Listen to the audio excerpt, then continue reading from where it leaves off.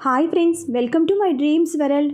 ధ్రువ్ దూరంగా వెళ్ళి నిల్చునేసరికి మయూక తన దగ్గరకు వచ్చి, సారీ, నిన్ను హర్ట్ చేయాలని కాదు, కానీ మీ మమ్మీలో అంత సడన్ చేంజ్ కొంచెం డైజెస్ట్ అవ్వడం లేదు అన్నది. ధ్రువ్ తన వైపు చూసి, అదిగో మళ్ళీ ఆవిడ సంగతి వదిలే, నిన్ను ఎంగేజ్మెంట్కి ప్లాన్ చేసుకోవడానికి పిలిచాను అంటూ ఫోన్ తీసి తన ఫ్రెండ్స్ లిస్ట్ తీసి చెప్తుంటే అంటూ చూస్తోంది మయూక. కిందకి వెళ్ళిన రేఖకి ధ్రువ్ తన బెడ్రూమ్లో లేకపోయేసరికి, సరే కానీ ఇంకెన్ని రోజులే అనుకుంటూ నవ్వుకుంది. బుజ్జి భార్గవి కూడా ఎవరెవరిని పిలవాలి అనే లిస్టు వేసుకున్నారు. బుజ్జి ఆవలిస్తుంటే, వెళ్ళి పడుకో బుజ్జి అన్నది నవ్వుతూ.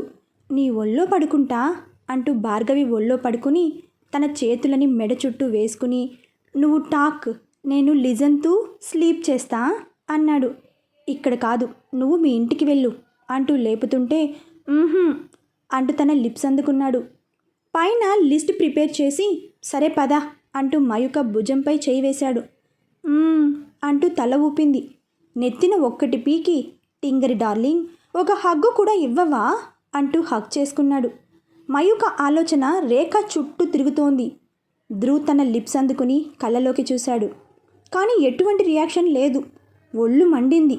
అంతే, వదిలేసి పద అంటూ చేయి పట్టుకుని తీసుకెళ్లాడు ఫాస్ట్గా. మయూక కామ్గా వెళ్ళింది. కాలింగ్ బెల్ మోగుతుంటే భార్గవిని వదిలాడు. అప్పటికే టిఫిన్స్ చేశాడు బుజ్జి. భార్గవి చీర సరిచేసుకుంటూ లేచి డోర్ తీసింది. మయూక ఇద్దరి వైపు చూడకుండా తన రూమ్లోకి వెళ్ళి డోర్ క్లోజ్ చేసుకుంది. Why peacock girl that much serious అని అడిగాడు. నువ్వు ఉన్నావనిలే, కానీ నువ్వు దయచేయి ఇంకా అంటూ వాకిలి వైపు చూపించింది. తప్పదా అంటూ లేచి నిలబడ్డాడు. తప్పదు అంటూ తనని తోసి డోర్ వేసింది. నెక్స్ట్ డే మయూక కాలేజీకి వెళ్ళిపోయింది. క్లాస్లో కూర్చున్నదే కానీ మనసులో లేదు. పెన్కి క్యాప్ తీస్తూ పెడుతూ రేఖ గురించి ఆలోచిస్తోంది.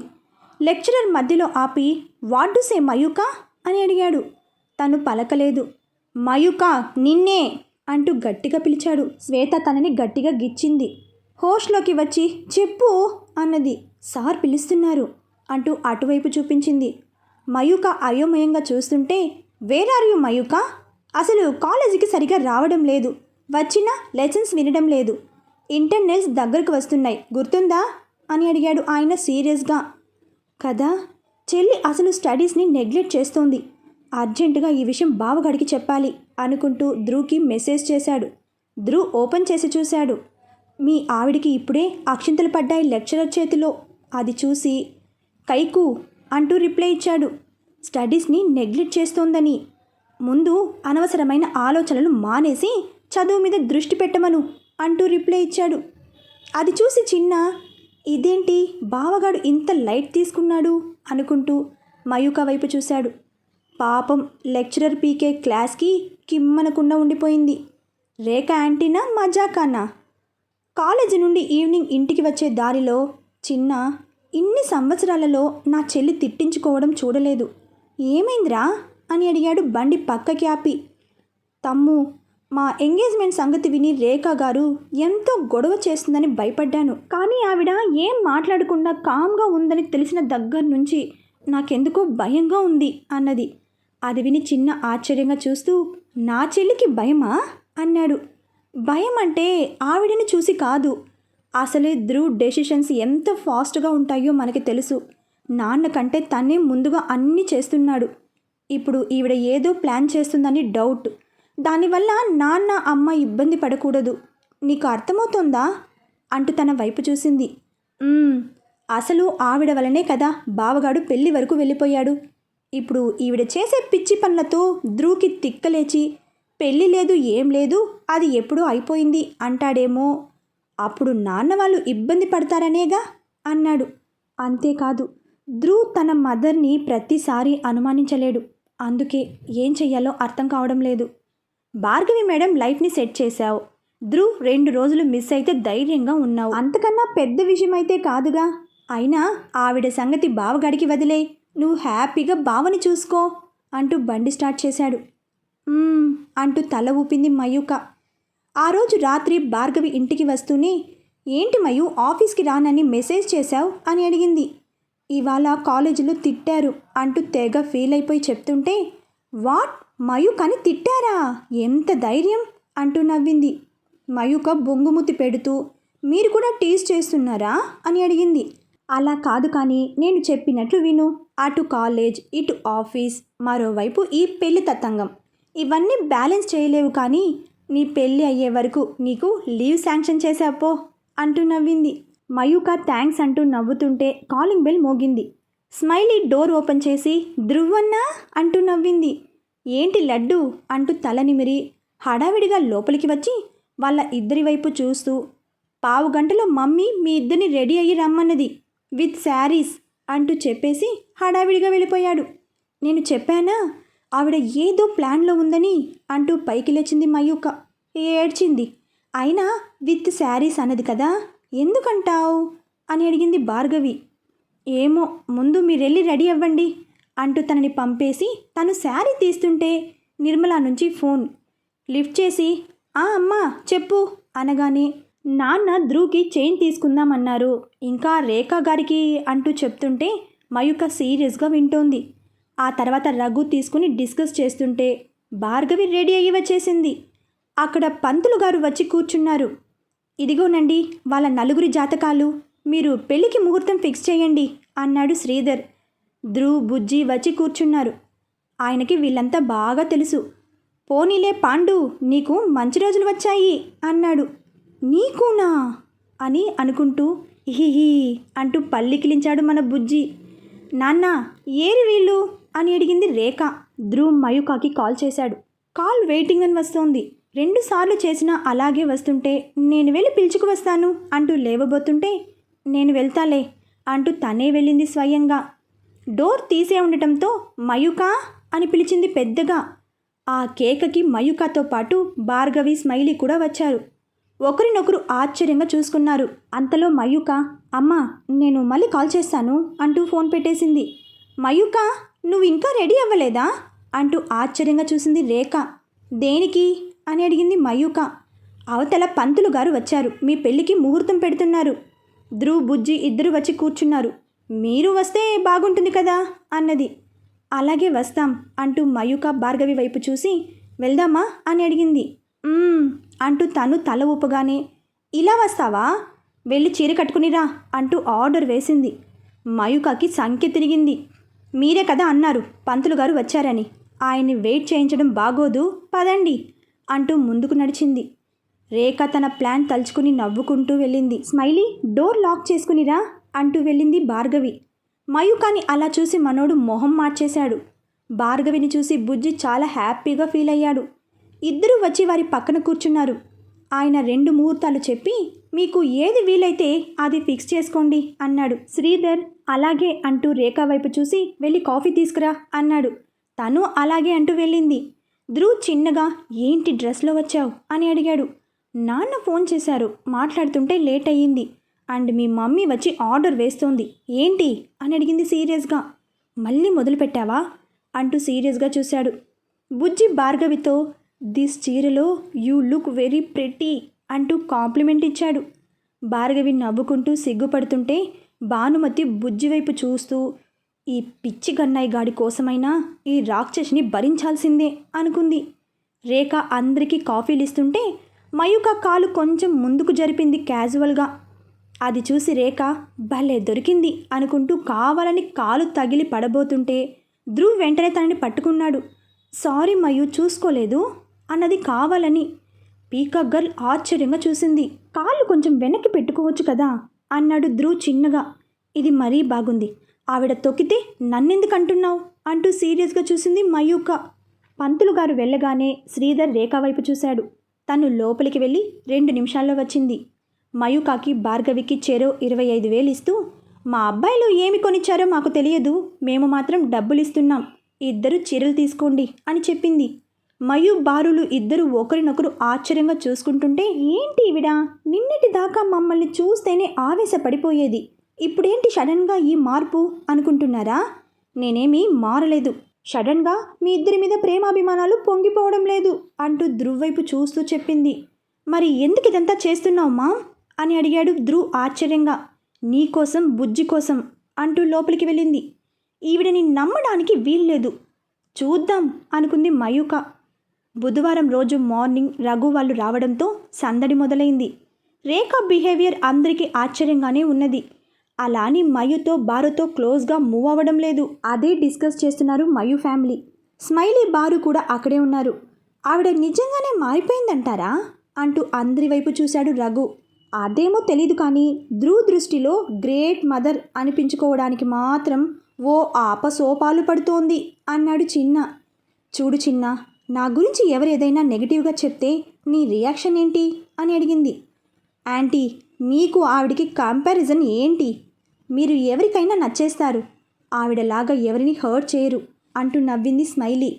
అబ్బో, అప్పుడే అత్తగారికి బిర్యానీ కలిపేస్తోంది అనుకున్నాడు చిన్న. అలా కాదు, నిర్మల గారు అడిగినది కరెక్ట్. ఏ కొడుకైనా తల్లి గురించి నెగిటివ్గా అనుకోలేడు అంటూ అందరి వైపు చూసింది భార్గవి.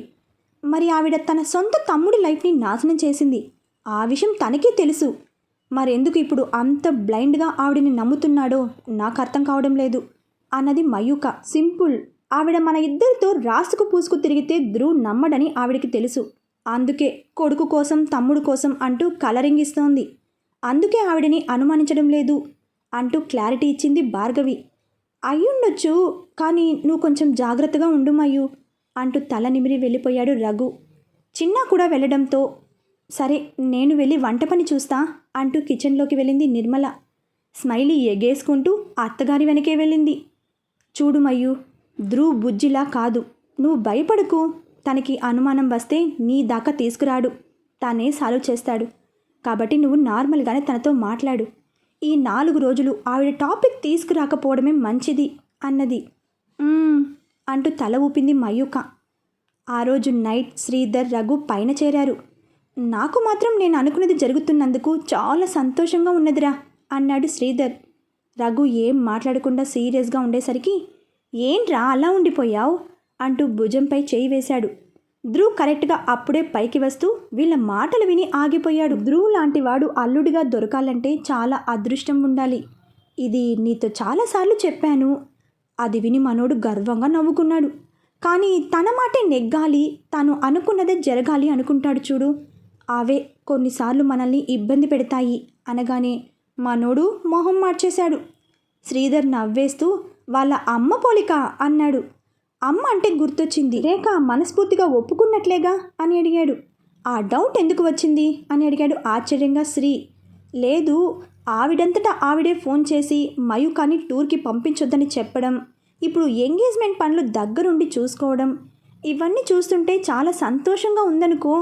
కానీ అంటూ ఆగిపోయాడు. మనోడు ఏం చెప్తారా అని చూస్తున్నాడు.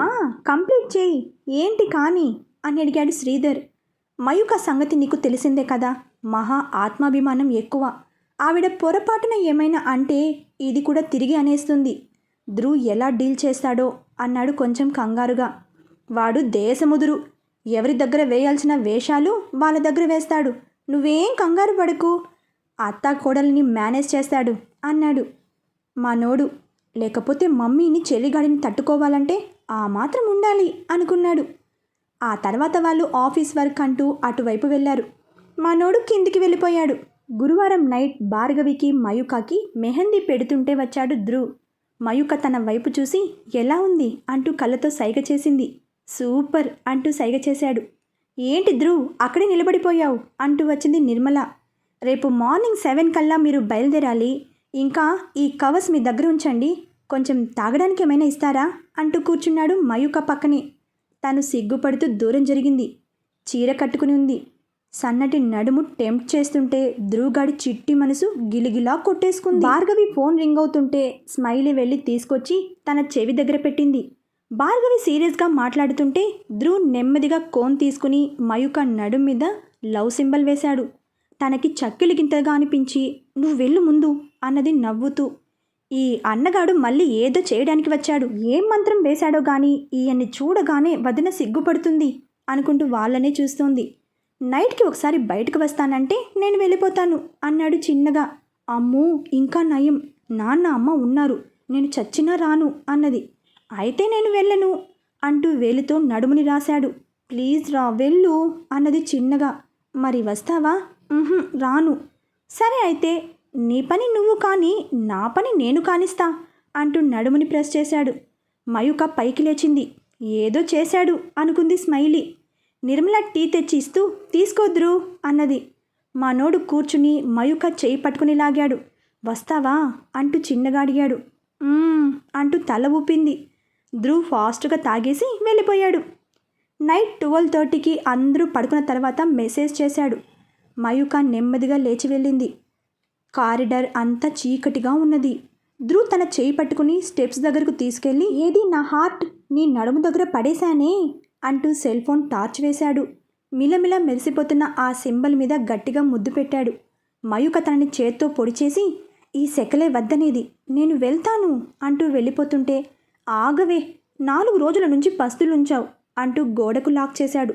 ప్లీజ్ వదులురా, కావాలంటే రేపు నైట్ అంటుంటే తన పెదవులని మూసేశాడు. దాదాపు 5 నిమిషాల తర్వాత వదిలి, ఐ లవ్ యూ చెర్రీ, నాకు చాలా హ్యాపీగా ఉంది. నేను లవ్ చేసిన నా చెర్రిగాడు రేపటి నుంచి అఫీషియల్గా నా సొంతం అవ్వబోతున్నాడు అంటూ హగ్ చేసుకున్నాడు. అంతా నీ దయే అంటూ బుగ్గ మీద ముద్దు పెట్టి, ఇంక పద నాకు నిద్ర వస్తోంది అంటూ తనని తోసుకుంటూ తీసుకెళ్ళింది. ధ్రువ్ తనని వదల్లేక వెళ్ళాడు. నెక్స్ట్ డే అందరూ కళ్యాణ మండపానికి చేరుకున్నారు. భానుమతి చాలా సీరియస్గా ఉంది. బుజ్జితో పొడిగా మాట్లాడుతోంది.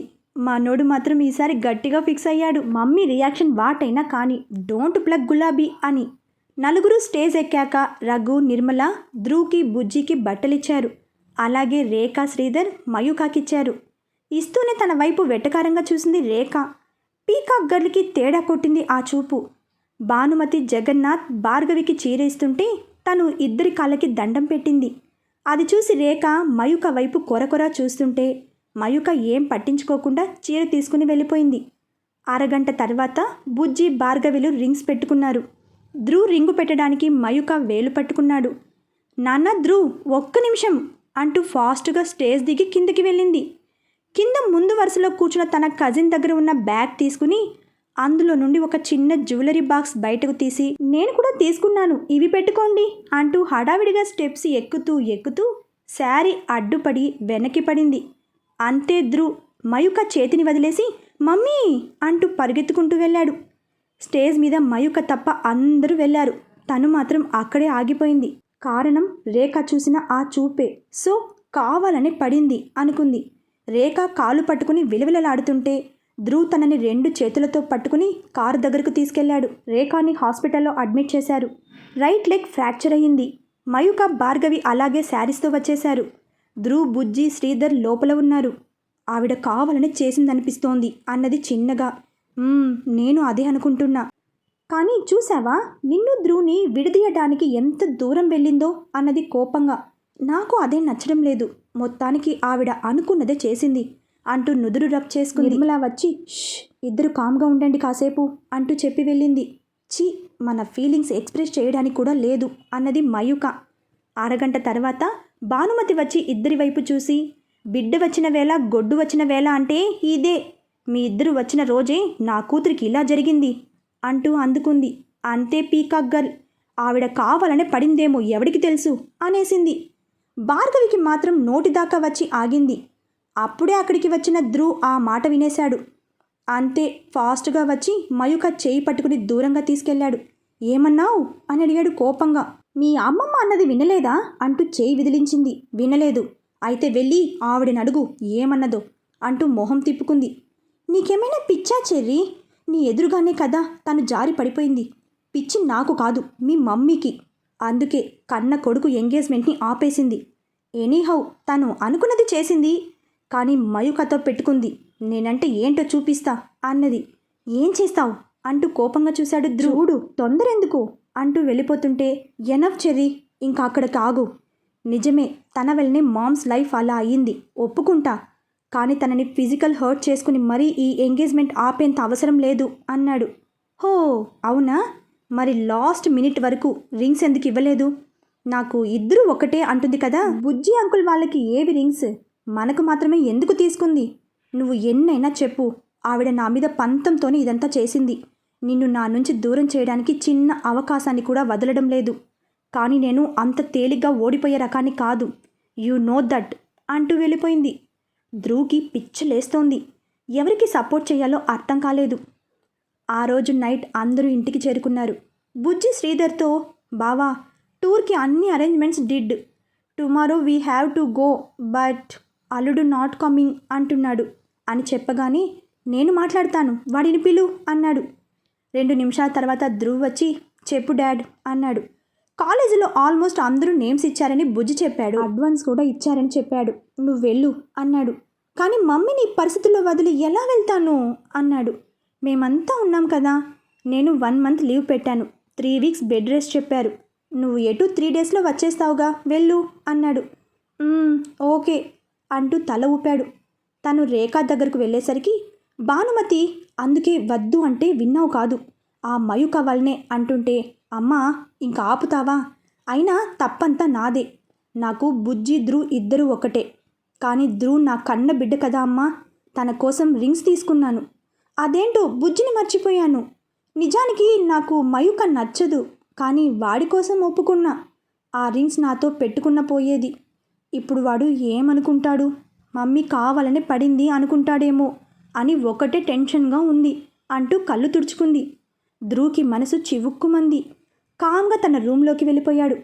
భానుమతి తొంగి చూసి, వాడు వెళ్ళాడు అంటూ నవ్వింది. రేఖ కన్నీళ్ళని చేత్తో తోసేస్తూ, లేకపోతే దాని మాయలో పడి నన్ను లెక్క చేయడమే మానేశాడు. ఇప్పుడు చూడు దాన్ని ఎలా ఆపుతానో అన్నది. శ్రీధర్ వచ్చి ట్యాబ్లెట్లు ఇస్తుంటే, శ్రీ ధ్రువ్ నీ టూర్ వెళ్ళమని చెప్పావా అని అడిగింది. అంటూ తల ఊపాడు. మరి బుజ్జి అని అడిగింది. వాడు కూడా వెళ్ళాలి. మొత్తం 100 మంది స్టూడెంట్స్ వెళ్తున్నారు. అంతమందిని చూసుకోవాలంటే ధ్రువ్, బుజ్జి, వెంకీ ముగ్గురు వెళ్ళాలి అన్నాడు. సరే మయూకాని వెళ్ళమని చెప్పు అంటూ నవ్వింది. శ్రీధర్ అంకుల్కి ఏదో ఆలోచన వచ్చింది, కానీ బాగోదని ఆగాడు. అది గమనించిన రేఖ, వాళ్ళ అమ్మాయి వాళ్ళిష్టం అన్నది. ఇక్కడ భార్గవి, ముందు రోజు ఇదే టైంకి ఎంత హ్యాపీగా ఉన్నాం, అంత తల క్రిందులు చేసింది ఈ రేఖ అన్నది భార్గవి కోపంగా. అంటే ఏంటి భార్గవి, వీళ్ళలానే ఆమె కావాలని చేసింది అంటున్నావా అని అడిగింది నిర్మల. అమ్మ టూ మచ్. ఆ విషయం నీకు తెలుసు, కాకపోతే పెద్దరికం వల్ల నువ్వు బయటపడటం లేదంతే అన్నాడు చిన్న. అంతలో రఘు, షూ నువ్వు నోరు మూసుకొని లోపలికి వెళ్ళు అనడంతో చిన్న సీరియస్గా లేచి వెళ్ళిపోయాడు.